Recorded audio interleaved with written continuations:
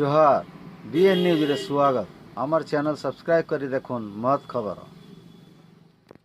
आज 15/3/2019 दिने अंततः कांग्रेस राष्ट्रीय अध्यक्ष राहुल गांधी बरगढ़ गस्तरे आसीगले। बरगढ़ सरसरा पड़िया तांकर जनसभार आयोजन रखा जाइथिला।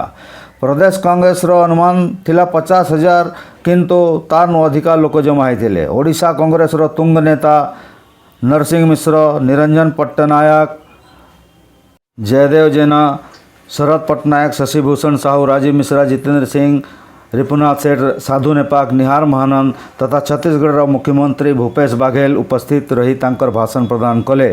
प्राय 45 मिनिट देरी अर्थात 1:45 रे राहुल हेलिकॉप्टर दृष्टिगोचर हैला परे लोकों भितर उत्साह खेलीगला। समस्त नेतांक भाषण भी प्राय समान थिला बीजेपी बीजेडी विरुद्ध रे।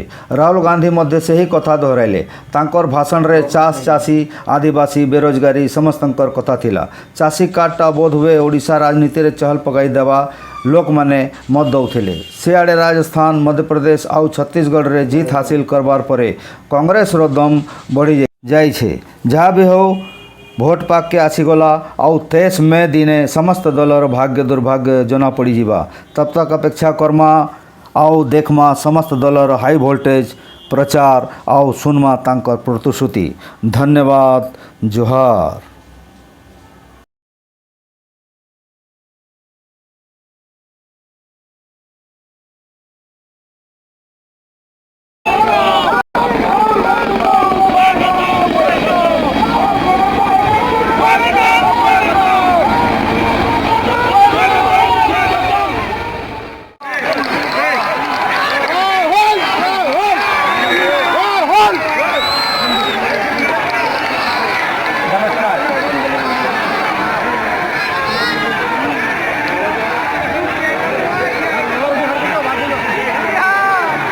जितेंद्र सिंह जी,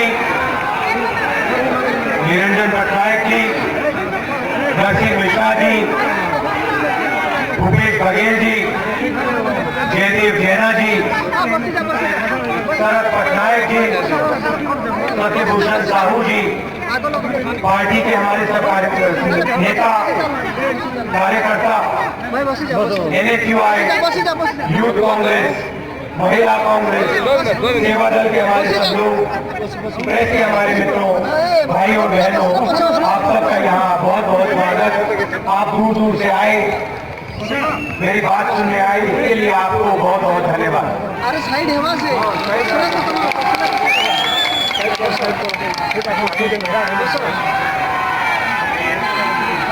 बरगढ़ ओडिशा का धान का कटोरा माना जाता था और आज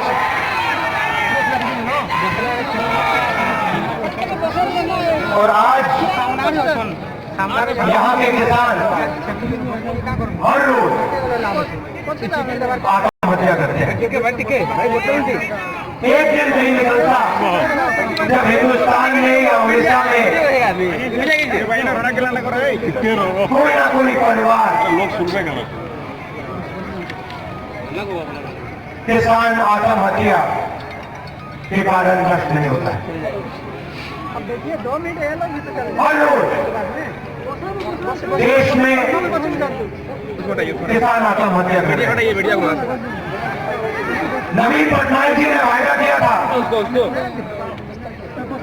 कि वो कोल्ड स्टोरेज चले जा रहा है, पूरे उड़ीसा में कोल्ड स्टोरेज का जाल बिछा देंगे। उन्होंने आपको पानी देने का वायदा किया था, सिंचाई का वायदा किया। हर भाषण में नरेंद्र मोदी किसानों की बात करते हैं, किसानों को सही दाम देने की बात करते हैं। एक भाषण नहीं निकलता जहां नरेंद्र मोदी किसान के बारे में नहीं बोलता। और पिछले 5 साल में नरेंद्र मोदी जी ने हिंदुस्तान के सबसे अमीर 15-20 लोगों का 3.5 लाख करोड़ रुपए माफ किया।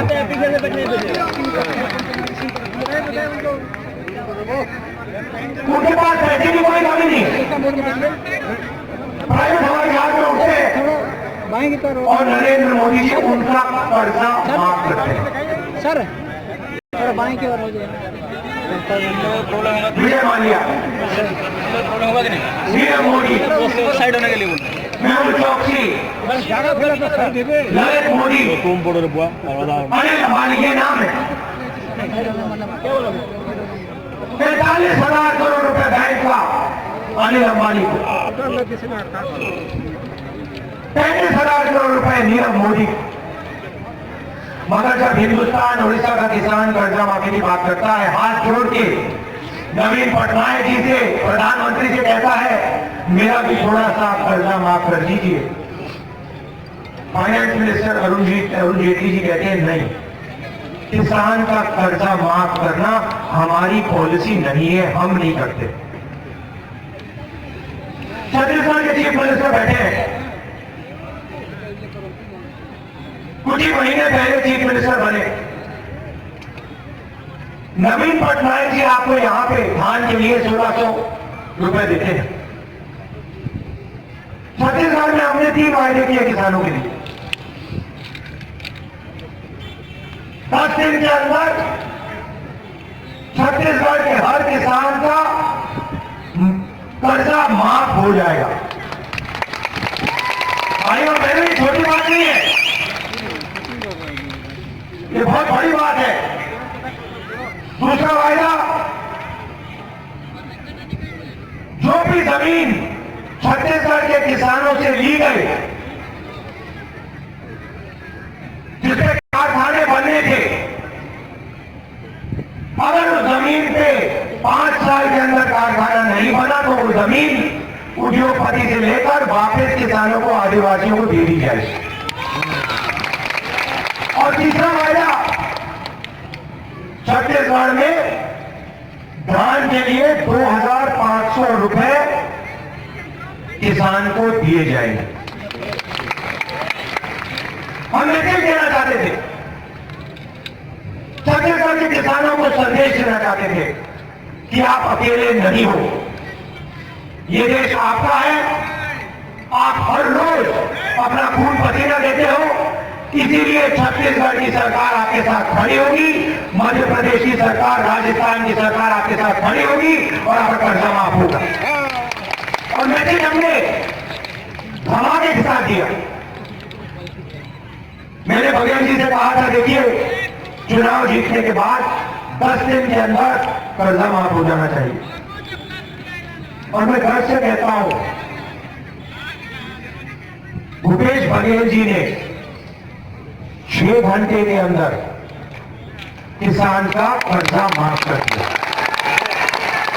और उसके 1-2 दिन बाद छत्तीसगढ़ के हर किसान को, हर धान के किसान को 2,500 रुपए। और 1 महीने के अंदर बस्तर में टाटा कंपनी के पास जमीन थी, 5 साल से उससे कुछ नहीं हुआ, वो जमीन आदिवासियों को वापस दी। ऐतिहासिक निर्णय पहली बार हिंदुस्तान में कानून के मुताबिक जमीन अधिग्रहण बिल कानून लगाए थे, उसमें साफ लिखा है जमीन बिना किसान के पूछे नहीं ली जा सकती है। अगर किसान ने अपनी जमीन दी तो मार्केट रेट से 4 गुना ज्यादा पैसा उसके बैंक अकाउंट में जाएगा। और अगर जमीन पर 5 साल के अंदर कुछ नहीं हुआ तो जमीन वापस किसान को मिलेगी। छत्तीसगढ़ के चीफ मिनिस्टर ने जमीन अधिग्रहण बिल कानून को लागू किया, सिर्फ ये किया है। दूसरी तरफ नरेंद्र मोदी लोकसभा में, राज्यसभा में उस कानून को रद्द करने की कोशिश करते हैं। 3 बार भाइयों बहनों, 3 बार उन्होंने उस कानून को बदलने की कोशिश की, क्योंकि वो आपसे आपकी जमीन चोरी करना चाहते हैं। जमीन चोरी करना चाहते हैं और 15-20 उद्योगपतियों को फ्री में देना चाहते हैं, बड़ा हिंदुस्तान बनाना चाहते हैं। यहां नवीन पटनायक जी ने कहा कि कोल्ड स्टोरेज का जाल बिछाएंगे, फूड प्रोसेसिंग प्लांट्स लगाएंगे, सिंचाई का काम करेंगे। और आपने देखा यहां पे ना उन्होंने सिंचाई का काम किया, ना फूड प्रोसेसिंग यूनिट लगाए, ना कोल्ड स्टोरेज की। अब चलिए छत्तीसगढ़ चलिए, 2-3 महीने हुए हैं, हमने वायदा किया था कि किसान के खेत के पास हम फूड प्रोसेसिंग प्लांट का स्टोरेज का जाल बिछा देंगे। छत्तीसगढ़ में काम शुरू हो गया है, फूड प्रोसेसिंग प्लांट का उद्घाटन शुरू हो गया है। मैंने खुद वहां पे जाके फूड प्रोसेसिंग प्लांट का उद्घाटन किया। ये बात है भाइयों और बहनों, हम बात करते हैं तो उसको करके दिखाते हैं। और वही बात मैं आपसे कहना चाह रहा हूं, जो हमने छत्तीसगढ़ में किया वो हम ओडिशा में भी आपके लिए करना चाहते हैं।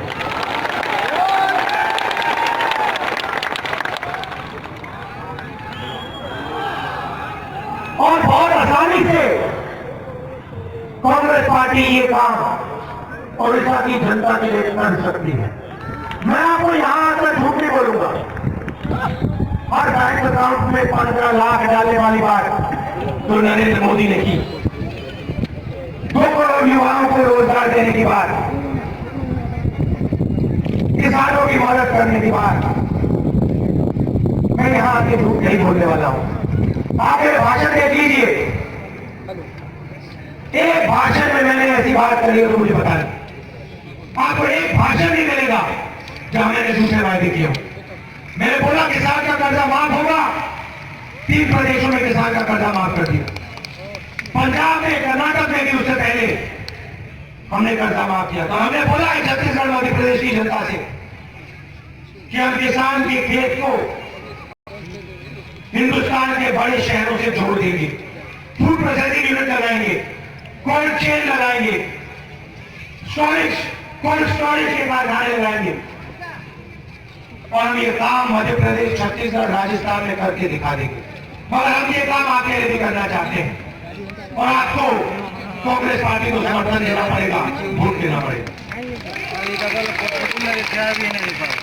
मैं आपसे पूछना चाहता हूं, ओडिशा की जनता, ओडिशा के युवा बाकी प्रदेशों में जाकर रोजगार ढूंढते हैं। ओडिशा बेरोजगारी का सेंटर है। नवीन पटनायक जी ने आपके लिए पिछले सालों में शांत हो जाए, शांत हो जाए। नवीन पटनायक ने ओडिशा के बेरोजगार युवाओं के लिए पिछले सालों में क्या किया? यहां किसी को नरेंद्र मोदी ने, नवीन पटनायक ने रोजगार दिया है? नहीं दिया। कोई एक व्यक्ति है यहां पे जो हाथ उठा के कह सकता है हाँ मुझे नवीन पटनायक ने या नरेंद्र मोदी ने रोजगार दिया? आपको एक व्यक्ति नहीं मिलेगा। मगर मोदी जी ने 10,000 करोड़ रुपए मालिया को दिए, 30,000 करोड़ रुपए अनिल अंबानी को दिए। दुनिया का सबसे बड़ा डिफेंस का कॉन्ट्रैक्ट, राफेल हवाई जहाज का कॉन्ट्रैक्ट भ्रष्टाचार करके नरेंद्र मोदी ने पूरा अनिल अंबानी को पकड़ा दिया। 30,000 करोड़ रुपए उसकी जेब में डाले। डिफेंस मिनिस्ट्री के लोगों ने साफ कहा कि नरेंद्र मोदी ने पैरेलल नेगोशिएशन किया। राफेल मामले में चोरी की, 526 करोड़ रुपए का हवाई जहाज को 1600 करोड़ रुपए में खरीदा। कहते हैं मैं चौकीदार बनना चाहता हूं, और चौकीदार सच्चाई है कि हिंदुस्तान के चौकीदार हैं। उन्होंने अनिल अंबानी को 30,000 करोड़ रुपए का फ्री गिफ्ट दिया। चौकीदार तो हमारी सरकार का लक्ष्य गरीबों की मदद करने का है। आज आपको ना शिक्षा मिलती है, ना अस्पताल में आप इलाज करा पाते हो। नरेंद्र मोदी, नवीन पटनायक पूरा शिक्षा का सिस्टम, स्वास्थ्य का सिस्टम प्राइवेटाइज करने में लगे हुए हैं। हम सरकार का पैसा अस्पताल, कॉलेज और यूनिवर्सिटी यूनिवर्सिटीज बनाने में लगा दी। नेशनल लेवल पे हमने कहा है कि जिस प्रकार से हमने राजस्थान में स्वास्थ्य का अधिकार दिया, उसी प्रकार हम नेशनल लेवल पे हिंदुस्तान के हर नागरिक को स्वास्थ्य का अधिकार दें और कम से कम पैसे में आप अस्पतालों में अपना इलाज करा पाओगे। आपके बच्चों को आप कॉलेज और यूनिवर्सिटी में कम से कम पैसे देकर भेज पाओगे। आज अगर आप बच्चों को यूनिवर्सिटी में कॉलेज में भेजना चाहते हो, इंजीनियर या डॉक्टर बनाना चाहते हो, तो आपको लाखों रुपए देने पड़ते हैं। 2019 के बाद आपको लाखों रुपए नहीं देने पड़ेंगे। कम से कम पैसे में आप अपना इलाज करा पाओगे, कम से कम पैसे में आप अपने बच्चों को शिक्षा दिला पाओगे। ओडिशा को चुने हुए अफसर चलाते हैं। ओडिशा में जनता की आवाज नहीं सुनाई देती। 5 अफसर नवीन पटनायक जी के लिए उड़ीसा को चलाते हैं और नवीन पटनायक को प्रधानमंत्री रिमोट कंट्रोल के थ्रू चलाते हैं। तो जो आपकी आवाज है, आदिवासियों की आवाज, किसानों की आवाज, महिलाओं, माताओं, बहनों की आवाज, वो सरकार तक नहीं पहुंचती। हम आपकी सरकार चलाएंगे। सरकार में किसानों की आवाज, मजदूरों की आवाज, छोटे दुकानदारों की आवाज सुनाएंगे। नरेंद्र मोदी ने जीएसटी लागू किया, गब्बर सिंह टैक्स, छोटे दुकानदारों को बेरोजगार किया, स्मॉल और मीडियम इंडस्ट्री वालों को नष्ट किया। जैसे ही हमारी सरकार आएगी, गब्बर सिंह टैक्स को हम सच्ची जीएसटी में बदल देंगे। एक टैक्स होगा, कम से कम टैक्स होगा और साधारण टैक्स होगा।